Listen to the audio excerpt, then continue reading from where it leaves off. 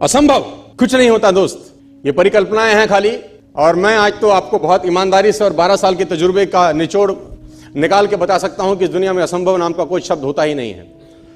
इंसान कभी भी चंद्रमा पर नहीं पहुंच सकता, पृथ्वी विज्ञान की अधिकतम सीमा है।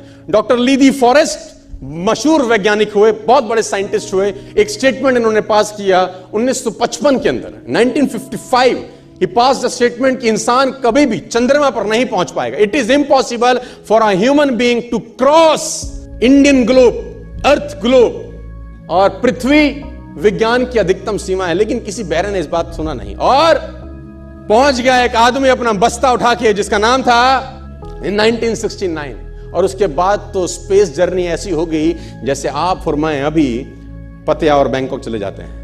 लॉर्ड केल्विन बहुत बड़े साइंटिस्ट हुए, उनका स्टेटमेंट आया कि सिर्फ पक्षी उड़ान भर सकते हैं, हवा से भारी मशीन का उड़ान भरना असंभव है। इट इज इम्पॉसिबल कि हवा से कुछ भी भारा हो और वो उड़ सके, क्योंकि ग्रेविटी उसको गिरा देगा। लेकिन तमाचा मारा इन लोगों ने, तमाचा मारा और लिख के दिया कि हमने साइकिल के स्पेयर पार्ट से इंसानों को पक्षी बना दिया।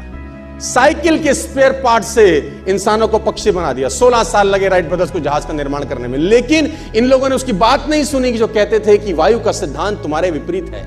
यह बात भंवरे को कही जाती थी कि भंवरा वायु के सिद्धांत के कारण कभी जीवन मोड़ नहीं सकता, क्योंकि उसके पंख उसके शरीर से हल्के रहते हैं। लेकिन भंवरा साला किसी स्कूल में गया नहीं आज तक। माई doctor told me I will never walk again.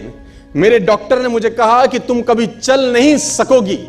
My doctor told me you will never walk again. My mother told me I would, and I believed my mother rather than doctor. Wilma Rudolph एक ऐसी athlete हुई जिनको polio था जिनको doctor ने कहा तू चल नहीं सकती, मां ने कहा तू चल सकती है। उसने कहा मैंने डॉक्टर की बात नहीं मानी, मैंने अपनी मां की बात मानी। 3 ओलंपिक गोल्ड मेडल जीती है लड़की, 3 ओलंपिक गोल्ड मेडल, जिसको डॉक्टर कह रहा है कि तू चल। लेकिन मां क्या बोलती है? मैं आपको उदाहरण देना चाहूंगा सर। बहुत छोटे थे अल्बर्ट आइंस्टीन, दुनिया के महान वैज्ञानिक में से एक हुए, मंद बुद्धि कहा जाता था। 8 साल के थे, घर पहुंचे, मां को एक चिट्ठी दिया। When he was 8 years old, came to his home, given letter to his mother. मां को एक चिट्ठी दिया, मां ने वो चिट्ठी पढ़ा। 8 साल के थे और चिट्ठी में प्रिंसिपल का खत था, उसकी मां के नाम। प्रिंसिपल ने ये लिख के भेजा कि आपका बच्चा विलक्षण प्रतिभा का धनी है, ग्रेट पावर है इसके अंदर, क्योंकि बहुत बड़े साइंटिस्ट बने, बड़े हो गए। मंद बुद्धि बचपन में समझा जाता था।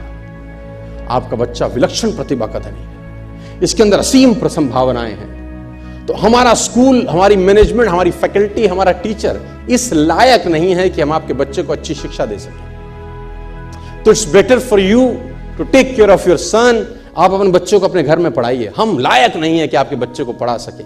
और उसकी मां ने पढ़ते पढ़ते आंखों में आंसू ले आई और उसने बच्चे को कहा कल से तू स्कूल नहीं जाएगा, मैं तेरी परवरिश घर पे करूंगी, क्योंकि तेरा टीचर तुझे इस लायक नहीं समझता। मतलब वो अपने आप को इस लायक नहीं समझते। बच्चा खुश हुआ, मोटिवेट हो गया और लग गया। उसकी मां का निधन हो गया, वो अल्बर्ट आइंस्टीन बहुत बड़े साइंटिस्ट हो गए। अल्बर्ट आइंस्टीन जब बहुत बड़े साइंटिस्ट हुए तो मकान शिफ्ट कर रहे थे अपना, और जीवन का सच्ची घटना वो अपनी ऑटोबायोग्राफी में लिखते हैं कि जब मैं मकान शिफ्ट कर रहा था तो एक ड्रॉस के अंदर मुझे वो व्हाइट कलर का पेपर फोल्डेड अवस्था में मिला। मुझे समझ नहीं था कि क्या है। मैंने उसको फोल्डिंग अवस्था से मिट्टी को हटा के जब खोला तो वो उस टीचर का लेटर था जो बहुत साल पहले टीचर ने मेरे हाथ में दिया था और मैंने अपनी मां के हाथ में रखा था। अब वो बड़ी उत्सुकता के साथ उस खत को पढ़ने लगे। जैसे उन्होंने खत पढ़ना शुरू किया और वो जार जार होकर रोए। उसमें लिखा था कि तुम्हारा बच्चा मंदबुद्धि है, ये हमारे स्कूल के लायक नहीं है, इसको आज के बाद हमारे स्कूल में मत भेजना, इसकी परवरिश खुद किया। मां ने उल्टा पढ़ा कि नहीं, ऐसा नहीं है, तू सब कुछ कर सकता है, तेरे हाथ पास पावर है, तेरे में प्रतिभा है, यू कैन डू वंडर्स। दोस्तों, इस दुनिया में किसी की बात मत सुनना।